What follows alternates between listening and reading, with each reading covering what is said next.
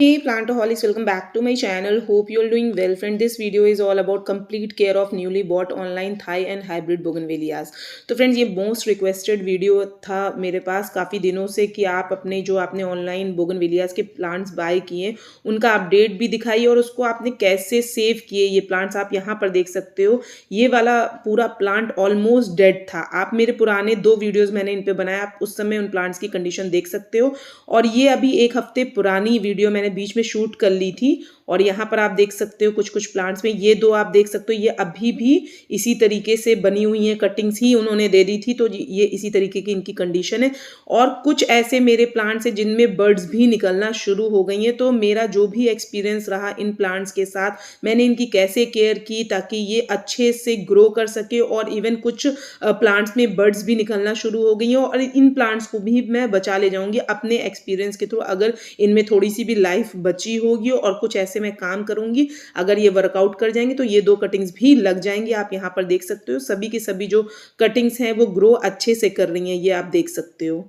ये वाला तो ऑलमोस्ट डेड प्लांट था, इसमें भी आप देख सकते हो न्यू शूट वगैरह निकलनी शुरू हो गई हैं। और अभी मैं आपको करंट कंडीशन जो मेरे प्लांट्स की हैं वो भी दिखा देती हूँ। आप यहाँ पर देख सकते हो, ये आज का वीडियो है और आप देखो आज मेरे ये प्लांट्स जो हैं वो बहुत अच्छे से, मैक्सिमम जो प्लांट्स हैं वो लग गए हैं। 2 ही जो कटिंग्स हैं, जो प्लांट्स इन्होंने सो कॉल्ड बोल के भेजा है वो इसी तरीके से लगे हुए हैं, लेकिन मैं कोशिश ये करूँगी कि मैं उनको भी बचा ले जाऊँ। आप यहाँ पर देखो सामने ये 2 कटिंग्स रखी हुई हैं जो कि चल ही नहीं रही हैं। मुझे प्लांट्स कहते हुए भी इनको नहीं अच्छा लग रहा। और आप यहाँ पर देखो कुछ ऐसे प्लांट्स हैं जिनमें फ्लावरिंग भी होना शुरू हो गई है, आप यहाँ पर देख सकते हो।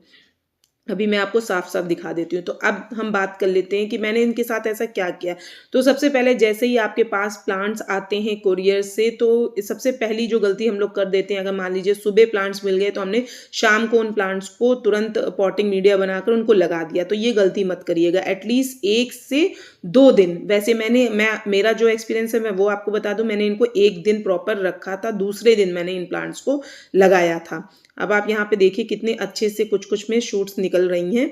तो यही काम आपको करना होगा कि जैसे ही आपको, क्योंकि प्लांट जो होता है वो ट्रांजिट में कई तरीके के शॉक से निकलता है। फिर आपके, चूंकि ये वेस्ट बंगाल से भेजते हैं, नॉर्थ इंडिया का जो टेम्परेचर होता है वेरी करता है, क्लाइमेट वेरी करता है, तो इसलिए प्लांट को थोड़ा सा एडजस्ट होने दीजिए अपने घर के इन्वायरमेंट में या आपका जो भी सिटी है उसके इन्वायरमेंट में, ताकि वो जब आप पॉटिंग मीडिया में लगाओ तो जल्दी से ऐसा ना हो कि एक शॉक वो हो कि शाम को आपने लगा दिया फिर प्लांट पूरी तरीके से अपनी पत्तियों को गिरा देता है। तो इस चीज़ का ध्यान रखिएगा कि तुरंत का तुरंत आपके जो कुरियर से प्लांट्स आते हैं उनको नहीं लगाना, 1 दिन छोड़ के ही आप लगाइए।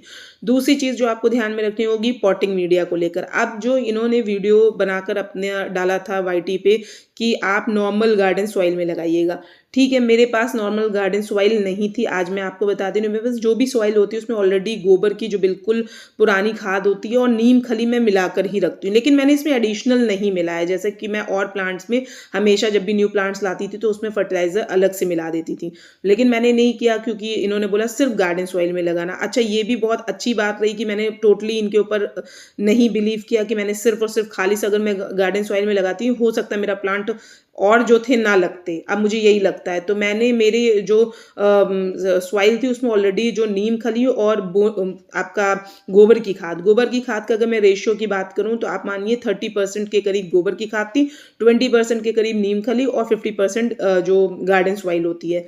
तो काफ़ी अच्छा ये सब मीडिया बना रखा था, तो मैंने उन प्लांट्स को इसी मीडिया में लगा दिया। लगाने के बाद अब आपको सबसे बड़ी चीज़ ध्यान में रखनी होगी कि आपको इनको लोकेशन में कहाँ रखना होगा। इन्होंने बताया कि 5 से 6 दिन आप बिल्कुल शेडी एरिया में रखिए, जहाँ पे सनलाइट ना आए वहाँ पे आपको शेड में रखना है। मैंने ऐसा नहीं किया, मैंने आप लोग के साथ भी बताया था। आप देखो मॉइस्चर भी आप देख सकते हो किस तरीके से, ऐसा आपके प्लांट की सॉइल जो होती है मॉइस्चर बना रहना चाहिए। आपको डेली वाटरिंग भी करनी है, चाहे अगर आपको लगे जैसे मैं गुड़ाई यहाँ पे नहीं कर पा रही हूँ प्लांट्स की, और आपको कोई प्लांट चेक करना हो तो यहाँ पे आप स्क्रैच करके भी चेक कर लो। फेंकना नहीं है, आपकी तुरंत उठा के फेंक रहे हो कि लीव्स शेड हो गई तो हम उठा के फेंक दें, ये मत करिएगा। मेरा जो प्लांट था एक जिसमें पत्तियां निकले, वो बिल्कुल उसकी स्टेम भी जो थी वो बिल्कुल सिकुड़ गई थी, ऐसा लगा था वो ऊपर ही से डेड हो गया। लेकिन मैंने जब स्क्रैच किया तो उसमें वो ग्रीन ग्रीन दिख रहा था। ऐसे ही सेम इन दोनों में भी दिख रहा है, आप देखते हैं। लेकिन ये जो 2 इन्होंने मुझे बाद में प्लांट्स भेजे थे, उसकी जो ऑलमोस्ट स्टेम है ऊपर से बिल्कुल डेड है, नीचे में वो हरा है। तब भी मैंने उसको लगे रहने दिया कि चलो हो सकता है लग जाए, जैसे कि ये वाला प्लांट लग गया है। तो पानी मैं रेगुलरली डालती हूँ, डेली के डेली पानी डालती हूँ, चाहे प्लांट्स की सॉइल में नमी बरकरार रहे तब भी मैं डाल देती हूँ। सनलाइट को आपको देखिए ध्यान रखना है कि मॉर्निंग की सनलाइट इनको ज़रूरी है मिलना, मतलब एक टाइम की सनलाइट मिले, बिल्कुल शेडी एरिया में नहीं रखना है कि आपने 5-6 दिन उनको उठा के शेडी एरिया में रख दिया फिर फुल डे सनलाइट में शिफ्ट कर रहे हो, ये काम नहीं करना है। और ये भी नहीं करना है कि आपने एक दिन इनको शेड में रखा फिर दूसरे दिन आप जाके पूरे दिन भर की धूप में रख रहे हो, बार बार प्लांट्स को इधर उधर शिफ्ट भी नहीं करना है। उससे आपकी जो भी ये प्लांट्स हैं, वैसे मुझे ये कटिंग सी लगती हैं, ये हिल जाएंगी, तो वो भी जो न्यू रूटिंग हो रही होगी उस पर भी असर पड़ेगा। तो इनको आपको ऐसे एरिया में रखना है जहाँ पे इनको 5 से 6 घंटे की अच्छी खासी सनलाइट मिले, फिर दोपहर के बाद की जो धूप होती वो ना हो, उसकी जगह पे शेड हो। तो ऐसे एरिया का आपको चुनाव करना है। तो मैंने टेरेस पे ऐसे ही एरिया पे रखा था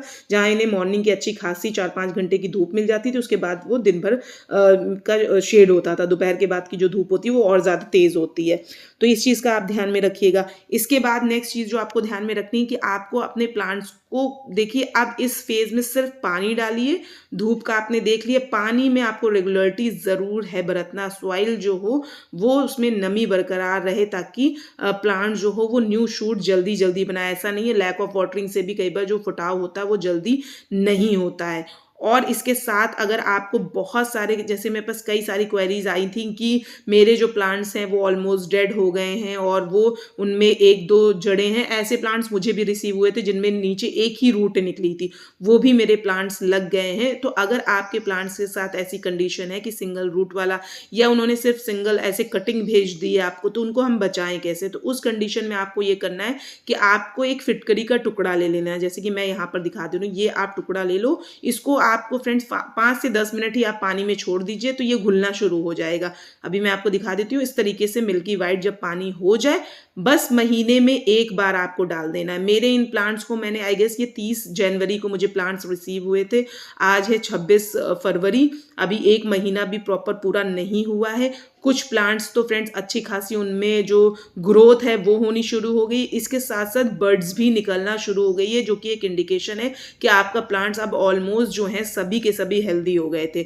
और फ्रेंड्स पुरानी कंडीशन आप ज़रूर से ज़रूर देखिएगा। अगर किसी को ये लग रहा होगा कि प्लांट्स बड़ी अच्छी कंडीशन में मुझे रिसीव हुए थे, तो ऐसा नहीं है। इतनी पतली पतली स्टिक जैसे प्लांट्स दिए थे, नीचे में रूट बॉल जो थी वो डिस्टर्ब हो गई थी। तो मेरे साथ तो ऑनलाइन का बहुत ख़राब एक्सपीरियंस था, क्योंकि मैं बोगनवेलियास के प्लांट्स मेरे पास काफ़ी सारे हैं और मुझे उनकी केयर थोड़ा सा पता है कि किस तरीके से करनी। इनको कभी भी फ्रेंड्स आपको ओवर फीडिंग या बहुत ज़्यादा एक्स्ट्रा केयर की इस प्लांट को रिक्वायरमेंट नहीं होती है।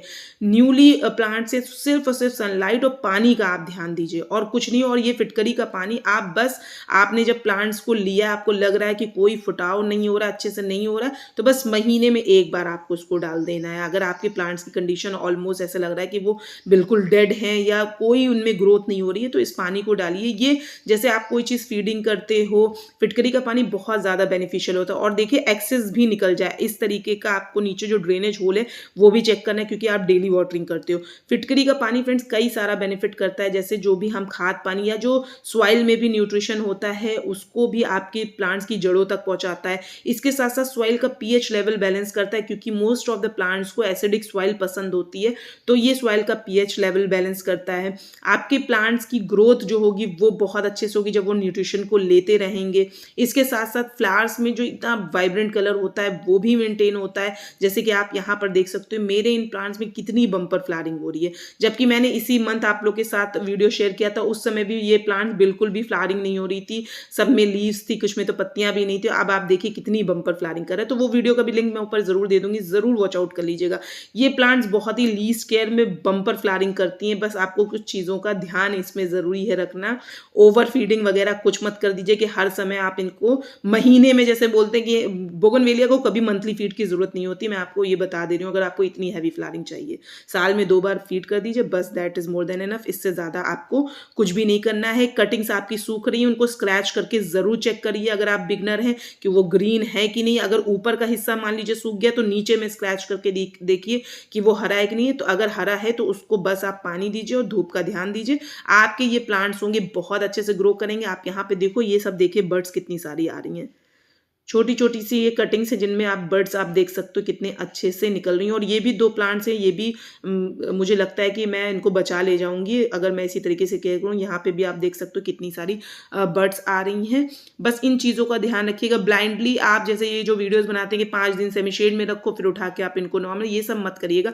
प्लांट्स को बार-बार शिफ्ट नहीं करना। अगर आपको इतने वीक प्लांट्स मिलते हैं, जगह का चुनाव कर लीजिए, उसी जगह पे रखें जहाँ पे इनको मॉर्निंग सनलाइट मिले, क्योंकि बोगनवेलियास के प्लांट्स वार्म टेम्परेचर या वार्म जगह पे ज़्यादा अच्छे से ग्रो करते हैं। चूंकि ये प्लांट्स वीक होते हैं तो आप इन्हें सेमी शेड में रखिए, क्योंकि वैसे मैं इन प्लांट्स को, जो मेरे पास और प्लांट्स हैं, ये सभी के सभी फुल डे सनलाइट में अच्छे से रखे हुए हैं, जहाँ पे इनको पूरे दिन भर की धूप मिलती है। चूंकि ये वीक होते हैं तो इनको सेमी शेड में आपको रखना है। उसके बाद जब एटलीस्ट इसमें फ्लावरिंग होने लगे या न्यू शूट अच्छे से निकल रही, तब आप इन्हें फुल डे सनलाइट वाले एरिया में रखिएगा। बाकी आपको उसमें एज सच कोई भी केयर करने की ज़रूरत नहीं है। अगर आपने ऑनलाइन प्लांट्स बाय किए, यही केयर आप फॉलो कीजिएगा तो आपको रिजल्ट बहुत अच्छा मिलेगा। तो फ्रेंड्स, आई होप आप लोगों को मेरा ये आज का वीडियो पसंद आया होगा। अगर आपको मेरा ये वीडियो पसंद आता है तो प्लीज़ मेरे चैनल को लाइक, शेयर और सब्सक्राइब जरूर कीजिएगा। अगर आप अभी जुड़े हो मेरे इस चैनल पे तो प्लीज़ मेरे चैनल को सब्सक्राइब जरूर कीजिएगा।